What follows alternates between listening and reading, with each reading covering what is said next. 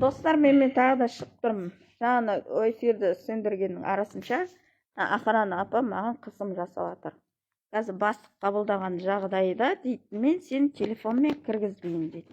Апаға түсіндіріп айтып жатыр, менің құқығымды бұзбаңыз, мен жеке мүлігім, ол ешкім алып қалуға оның қақысы жоқ.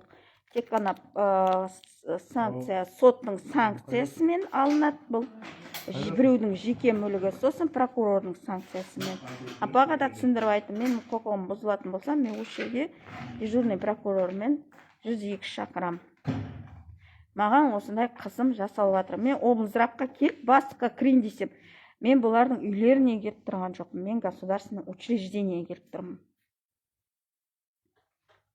Өйстіп күнделікті біздің халық қысымға түседі. Мынаның бәрі біздің құқығымыздың бұзылғаны.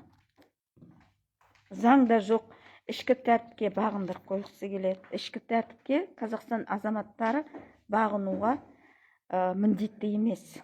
Заңда болса, онда бағынамыз. Заңда жоқ, затпен қорқытып болмайды, болмайды. Заңмен айтып берсін, қай жерде жазып тұр, болмайды деп. Еще сөйтіп бастықты күтіп отырғанда, қарап отырмай қысымға түсесің. Қай жерге барсаң да. Міне, сіз аудит отырсыңыз ғой, мен қазір сізге сұрақ қояйын да. Ана поликлиниканың бәрін әрбір бұрышына видеокамера орнатып қойғансыңыз да. Соны кімнің бұйрығымен, постановление бар ма? Оны кім қарайды? Ол ада жаңа медицинский тайнаны бұзбай ма? Мен мысалы ана жерге гинекологқа барам да, ана жерде камера мен қай жаққа барғанымды көріп тұрады. Ішіне қойып отқан жоқпыз ғой оны. Сыртына сендерде жазып тұр ғой, анандай врач деп. Бұл да мысалға медицинсканың тайнаны бұзу. Онда емес. Ана кім істерін қалай қорғалған? Енді жақсы, жаңа басқа неге секіріп қойын. Постановление бар ма нақты сендерде? Приказ. Ішке бар, специалистен сұрайсыз, юристтен. Специалист қаяқтан келген? Айтишник па? Жоқ, юрист. Юрист? Мен сендерге уже жібердім запрос негізі. Сол кезде маған постановление бере алмадыңыз басшыларыңыз. Ол кезде Досжанова болған. Сіз әлде де, сіз бит жазғансыңыз, күнне поликлиника 250 адам кіреді деп. Сонда сіз күнне 250 адамның құқығын бұзып тұрсыңыз, заңсыз аңдап. Ана екінші этаждан бет түсіп кеткен кезде мынандай не тұр ғой? Аутентификация не пройдена деп, мысалы, распознавание лиц система тұр сендерде. Ол да негізі заңсыз ғой? Специалистер қойылған. Мысалға 145-ші, по-моему, бап гражданский кодексте право на изображение деген бар ғой. Мысалға мен кеше консилиумге бардым, иә? Ана сіздің конференция залда бұрышында камера тұр. Мен сол кезде маған ешкім айтпады, видео жүргізіліп жатыр ма, видео жазылып жатыр ма? Айтқан жоқ маған. Мен сосын айттым сразу. 110 кабинетте астында. Конференция зал. Мен сол кезде кірген кезде сразу айттым, мен түсіруге рұқсат бермедім деп. Түсіруге рұқсат бермедім деп айттым. Ал соның бәрін кім қарап отырады? Кімде доступ бар сол видеосистемаға? Кімде доступ бар, соны қалай білеміз? Енді сіз айта алмайсыз, білмеймін дейсіңіз. Сіз соның бәрін бейді қадағалап қарау керексіңіз ғой. Мынау заңсыз ба, заңды ма деп.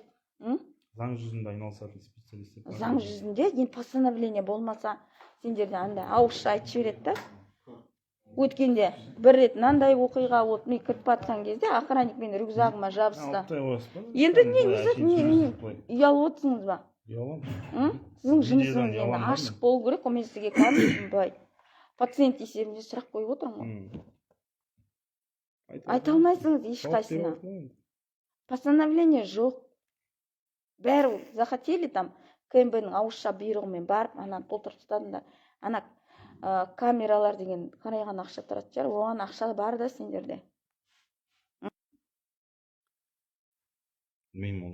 Сендер даже қазір элементарный антибиотикті алып қалғансыңдар, пациенттерге бермейсіңдер. Не антибиотик?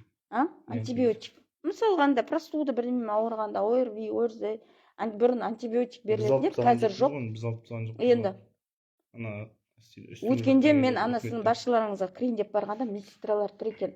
Сол медсестраларды разборға шақыртты. Мен енді сөйлестім медсестралармен. Не үшін шақырып жатыр сендерді? Ана ауырып жатқан балаға антибиотик жазып берген, сол үшін разборға шақырып жатыр. Как раз сіздің жаңылсын аудит шықты. Мен айттым, енді ауырып жатқан балаға беріп тұр ғой. Тек ішіндегі заты болған. Бізге өткенден мысалы мен інімнің баласына сіздің поликлиника өз индикатор бойынша болады. Сол индикатор бойынша жалпы неге шақырды? Разборға. Не бергенімді.